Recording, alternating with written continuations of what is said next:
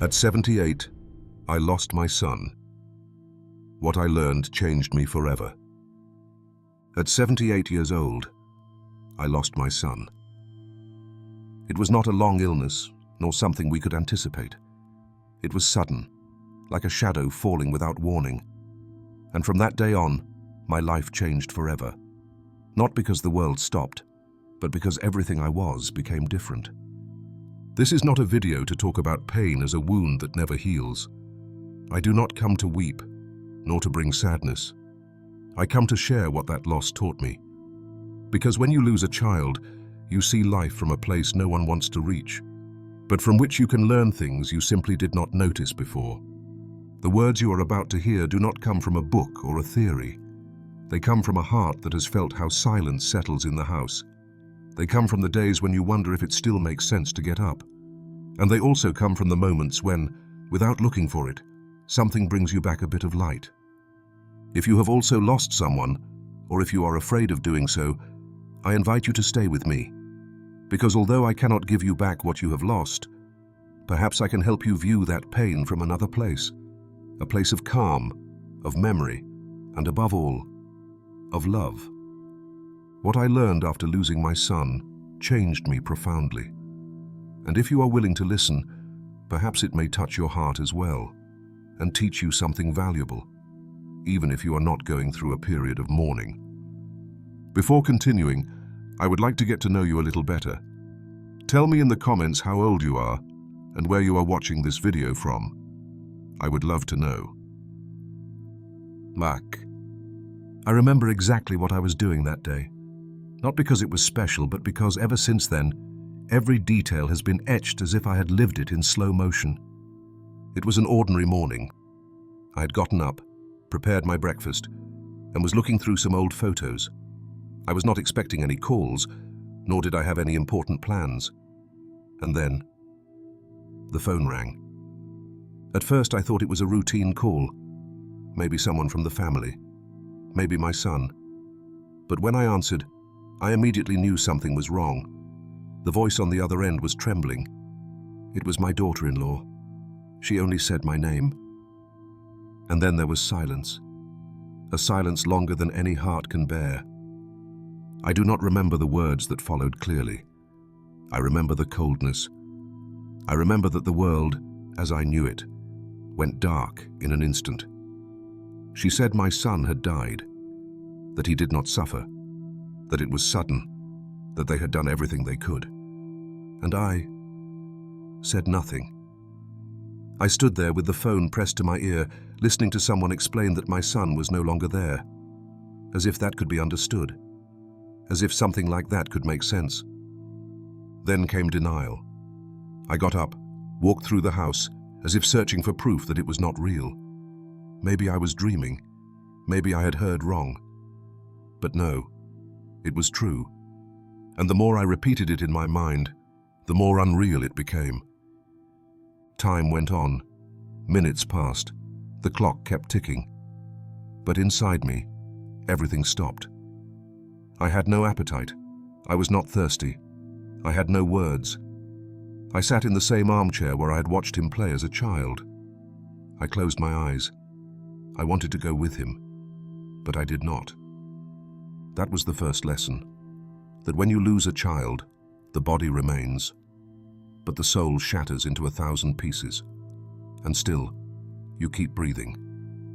From that day on, I understood that life is not what we believe it to be. It is not about what we have. It is about what we can lose, and how we choose to live with that. Because after such a moment, everything you took for granted is no longer the same. Time becomes sacred, words urgent, and people even more precious. Like, there is something no one tells you when you lose a child. The pain does not disappear. It only transforms.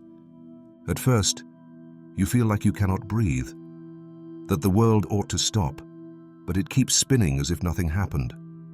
And then, when days begin to pass, people believe you are better, that the mourning has passed, that the hardest moment is over. But it is not so. pain is not a straight line. It is a wave that returns again and again, sometimes without warning. A smell, a song, a date on the calendar. And suddenly, all the weight comes back. It knocks you down when you thought you were strong. It empties you out just when you believed you had moved forward. And the hardest part is that you cannot always explain what you feel, especially when you are of a certain age. Because it seems that at this age, we should be prepared for everything. As if the heart, having more years, suffered less. As if being older meant one must endure in silence. But it is not true. Losing a child at 70, at 80, hurts just as much as at any age, or perhaps more. Because with the years, one becomes more aware, more fragile, and also more alone. That is another truth I learned. Emotional loneliness. Even surrounded by people, you feel alone. Not because there is no love, but because no one can fully understand what you carry inside. It is not something that can be shared easily. There is an emptiness, and that emptiness only had your child's name. Sometimes you are with your other children, with your grandchildren, with close friends, and yet there is a silence inside you, because someone is missing. A look, a voice, a presence that only you know how much it meant. And that loss changes everything. It changes the way you relate to your other children. Sometimes you become more protective, sometimes more distant, because fear settles in. The fear of losing again. It changes the relationship with your grandchildren. You begin to see in them the gestures, the laughter, the words that once belonged to your son. And each encounter is a gift, but also an open wound. And above all, it changes your relationship with yourself, because you are no longer the same person. Something inside you has cracked, and although you move forward, you no longer walk the same. That emptiness does not fill. You learn to walk with it. Oh. When you are young and life strikes you, everyone says, you have time, you can start over. But what happens when that blow comes when you are already over 70? When there is no new beginning in sight, but rather a final stage? That is what I felt after losing my son, that something essential had been torn from me, at a point in life when I no longer had the strength to rebuild. Mourning in old age is different, because you do not live with the same energy, nor the same environment, nor the same tools. At this age, you do not have the vitality to throw yourself into new projects or distractions. It is no longer so easy to say, I will fill this void with something new. No, because the body tires, because the mind weighs heavy, because the soul is already carrying many farewells. And then silence arrives. And in that silence, sometimes, the feeling emerges that there is no purpose left, that what remained for you to live went away with him or her. I used to wake up thinking about what I was going to tell my son, what we would do over the weekend, how his things were. And suddenly, I woke up without purpose, without hope, only with the obligation to keep breathing. And the hardest part is that you cannot even speak about this freely, because you feel that, if you do, you burden others with your sadness. You do not want to become the person who is always sad. So you remain silent. You swallow your tears. You pretend you are fine, for their sake. But inside, there are days when you can barely stand. And then there is social pressure. People begin to offer well-intentioned but dreadful phrases. You should be better by now. At least they lived a good life. We must move on. And you just think, how am I supposed to move on if a part of me left with him? Because that is what some do not understand, that one does not get over the death of a child. One simply learns to live with the wound, learns to walk with it, sometimes limping, sometimes in silence, but always accompanied by that absence. Mourning at this stage is not a tunnel with a light at the end. It is a shadow that walks beside you, sometimes closer, sometimes farther, but always there. And the bravest thing you can do is keep walking, even with that shadow by your side. When the pain begins to settle, it does not disappear, but it settles. Something starts to change within. And it is not that you stop crying, or that everything returns to how it was. It is that you begin to look at life with different eyes. His absence broke me, but in the midst of that break, it also taught me. Because sometimes what hurts the most is what transforms you the most. I learned, for example, that what truly matters is not the big things. It is not money, nor achievements, nor future plans. It is time. Words, simple gestures, an unexpected conversation, a hug for no reason, a silent walk, a shared laugh. Things we often overlook because we believe there will always be another opportunity. But there is not always one. And then I understood that each moment with those we love is a gift, and that we should not wait for special dates to say, "I love you," to listen attentively, to look into the eyes, and be truly present. Another thing his death taught me was to let go of grudges. I was not a resentful person, or at least I thought I was not. But his absence made me look back and realize all the times I clung to pride, to small arguments, to old wounds, to words I did not forgive in time. And I understood that, in life, holding on to resentment is like carrying stones in the soul. It does no good. It does not heal. It only wears you down. So I let go. I forgave others, and also myself. Because one does not only lose the child, one loses the time not seized, the hugs not given, the conversations left for later. And instead of blaming myself, I decided to learn. Learn so as not to repeat. And then another lesson arrived, to value more the small moments with those still here. Sometimes we lock ourselves so much in pain that we forget to look around. But I began to notice new things. My granddaughter's voice, sometimes with the same tone as my son's. My daughter's hands that resemble his. The care of friends who still call, even if just to ask how I am. And one day, without planning it, I understood something even deeper. The love I could no longer give my son, I decided to give to others. To my grandchildren, whom I now hug more tightly. To my children, whom I call more often. To neighbors, to friends, even to people I barely know. Because love does not die. It only changes form. And if I have so much love stored, why not share it? Perhaps that is the most beautiful way to honor his memory, to keep loving, despite everything.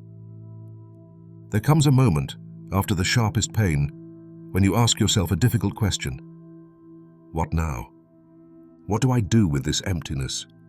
What do I do with this life that goes on, even though I feel a part of me stayed behind? Rebuilding yourself after loss does not mean forgetting. It is not about acting as if nothing happened, nor is it about smiling all the time or filling your days to escape mourning.